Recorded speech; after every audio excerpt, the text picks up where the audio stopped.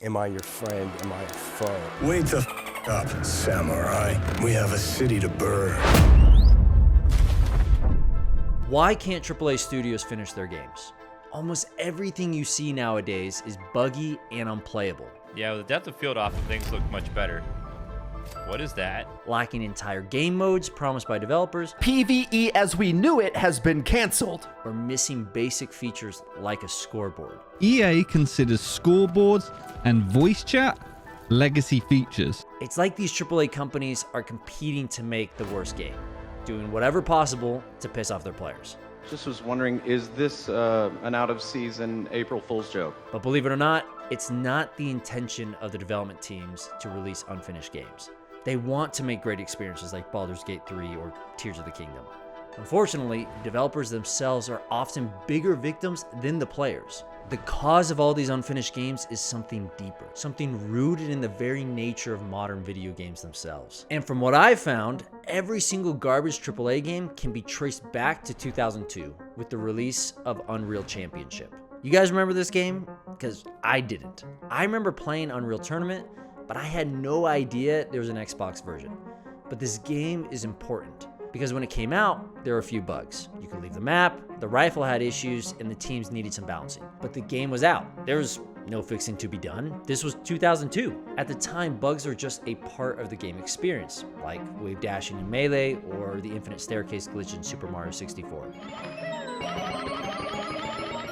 The game was to be played as is, bugs and all, or so we thought. For the first time in history, a console game received an update. Epic Games patched Unreal Championship using the internet. We're riding on the internet. Even though this update doesn't feel like a big deal, it was the first domino in the path of thousands. Each year, internet updates just got bigger and better. Console stores were introduced, and you can now buy fully digital games.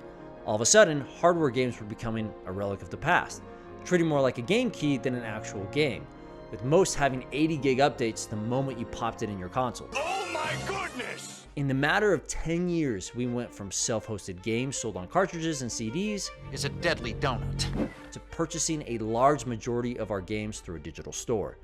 And the rise of digital games is great for many reasons. They cost nothing to manufacture, shipping no longer exists, and distribution is just a click.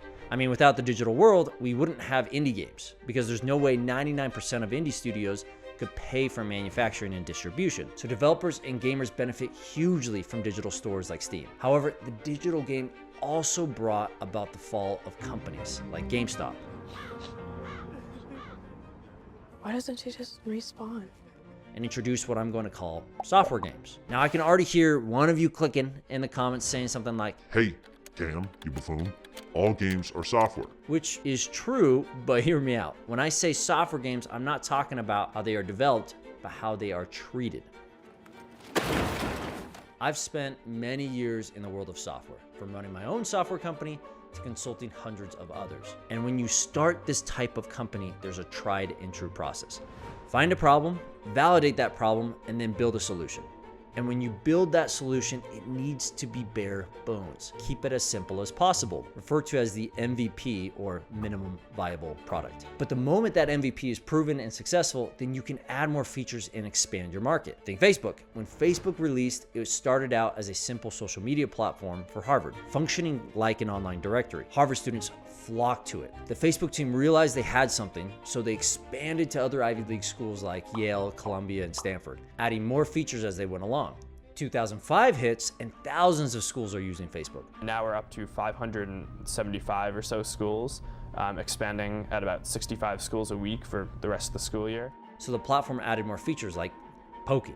Grandma said she poked you and you haven't sent a poke back. Dad, I didn't even want to do Dan, poke your grandma. Then in 2006, Facebook opened up to the public, taking its first huge step towards becoming the behemoth it is today, with all the features imaginable on a social media platform. This is the industry standard, with book after book pushing this process. Get your software to market as quickly as possible, get feedback from customers to iterate and fix bugs, then repeat. But this model doesn't work with AAA games. You can't push something out half-baked and fix it as time goes on. Games aren't like these software platforms where you release a janky product and slowly get more customers as the product improves. If a game launches riddled with bugs or doesn't have much content, people move on. It's like Halo Infinite. 6 years into the making, $500 million in development, and upon release, it felt like I was playing a Halo tech demo. The game had millions of players when it came out, and now averages a fraction of that. The game finally feels finished a year later, but it's too late. The amount of people it lost kills me. I still play weekly, and as a longtime Halo fan, I can't believe they botched the release. This is a major problem at modern AAA studios, and one of the main reasons AAA no longer holds to the going gold standard. They treat their games like software, with the idea of release now and finish later. This is one of the reasons why developers release their games unfinished. But at least games like Halo are free to play. It's not like they launched Infinite unfinished with a $60 price tag. I mean, that would be criminal to market a game as completed and then sell it unfinished. Pushing out free incomplete games is one thing, but charging $60, $70 for this? They know the game isn't done. They know they are burning bridges with their players. What could you possibly gain by deceiving your community with a $70 unfinished game? Good old money. The answer to everything. Except in this scenario, it's not just money from game sales, it's something else. Let me break it down with Anthem. This game began development in 2012 and released in 2019. 7 years of development, but relatively 5.5 of those years are spent in pre-production, which means the developers had a 1.5 years to develop the game. Not easy. And as they dive into development, the team realizes that most of the pre-production work isn't possible. Ideas are scrapped and the game is changed. Team leads at BioWare realize the game isn't ready and ask EA to push back the game release. EA, of course, says no, and it comes out February 2019. It isn't good. The game is a mess and people are angry. It looks like the programming is now so destroyed, it is actually bricking a PlayStation 4's. Player count drops off in a matter of weeks and the game is dying. But it doesn't matter because the game goes on to make over $100 million. EA got exactly what they wanted. This is another reason why companies release unfinished games. Too much time was spent making Anthem, so EA wanted to move resources to other projects and make back their money. Who cares about the game? It's not like it's art. Just release the game and move on, BioWare. No. Do it. Make your money, whore. EA determined that any additional time spent fixing Anthem just wasn't worth the cost. So they cut development, marketed the crap out of it, and recouped their investment. Why spend more time and money on a game like Anthem that only makes $100 million when you could focus instead on developing FIFA Ultimate Packs and make over $1 billion? And this isn't even the worst part. EA and BioWare's approach to Anthem didn't just hurt gamers, but hurt the developers too. Many employees working on Anthem reported having mental breakdowns from working long days and late nights, subjugated to the almighty crunch. By himself? I was supposed to take the whole team 4 days. It's amazing. And for those that don't know what crunch is, it's when a company mandates its game be completed by a deadline, no matter what. So developer work weeks go from 40 hours to 80 hours. Weekends are treated like normal work days, and families are just pushed to the side. Crunch exists in many industries, but because of heavy development cycles and specific release windows, lots of money can be lost in the video game industry if targets aren't hit. Infinite, for example, was pushed back, but Microsoft still had to fulfill their marketing contracts, so we ended up with all sorts of Halo promotions, even though the game wouldn't release for another year. Some might say, well, it sucks, but it's just the reality. Crunch is a necessary part of development, but this is a lie you've been sold. Crunch is not only unnecessary, but inefficient and unproductive. In a GDC talk about crunch, Ian Schreiber explains that those who are sleep deprived and overworked show the same symptoms and cognitive ability of those who are intoxicated, causing a large decrease in output. And if you can't trust an intoxicated person to walk in a straight line... 10. All right, well, you got a pretty good balance there. Thank you. You definitely can't trust them to solve a multifaceted, complex problem. Who would have thought that lack of sleep, increased anxiety, and no breaks would lead to poor outcomes, where performing the same tasks in a calm, methodical way would lead to positive outcomes? Duh. So obviously, crunch is unproductive, and it's been a problem at EA and other game studios for many years. But if science, common intuition, and incomplete games all show crunch doesn't work, then why does it keep happening?